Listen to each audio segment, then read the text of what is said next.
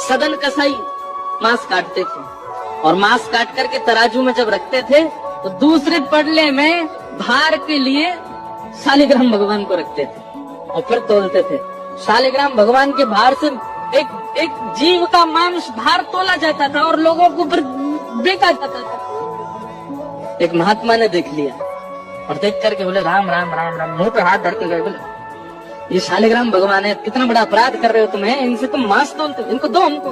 बेचारे सदन कसाई बड़े भोले, अरे मुझे नहीं पता था, लीजिए भगवान, मेरे को तो लगा इनके लिए कोई आसन नहीं है, मेरे पास में कहाँ धरूं, सब जगह मांस है, तो ये तराजू का ये वाला पटला में रोज धो करके पहुंच के बढ़िया व्यवस्थित करके इसमें धरता हूँ इनको, दो काम हो जाते हैं, इनका आसन भी हो जाता है, मांस भी तुल जाता है।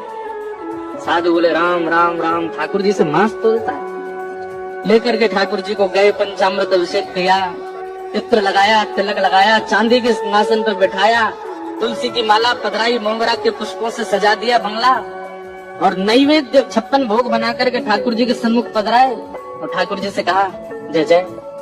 अब आप प्रसन्न रहो, कहाँ एक कसाई के यहाँ बदबू में, खून में, मांस में, रक्त में आप पड़े थे, अब आप बढ़िया सुंदर सिंहासन पे रहो। ठाकुर जी स्वप्न में आ गए महात्मा के और रोने लगे। महात्मा बोले क्या हुआ? बोले मुझे वापस वहीं छोड़ के आओ सदन कसाई के पास। महात्मा बोले जय जय, इतना पवित्र स्थान वहाँ क्या करने, आपको वहाँ क्या सुख मिलता था? ठाकुर जी बोले पता नहीं क्यों, वो इतना भोला है, इतना सीधा है, वो सदना हमको इतना अच्छा लगता है, जब वो तोलता था ना तो उसके तराजू में जब हम ऐसे लुढ़कते थे तो हमको बड़ा सुख मिलता था, हमको वहीं लुढ़कना, वहीं छोड़े आओ।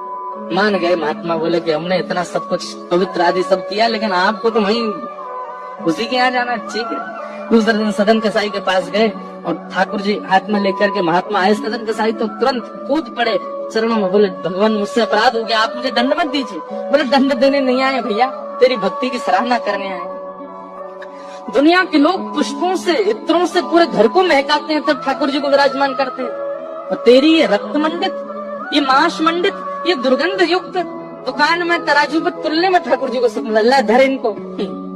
उस दिन सदन कसाई के मन में आया, मेरे इतने गलत व्यवहार को भी ठाकुर जी ने नजरअंदाज कर दिया, मैं किस योग्य हूँ,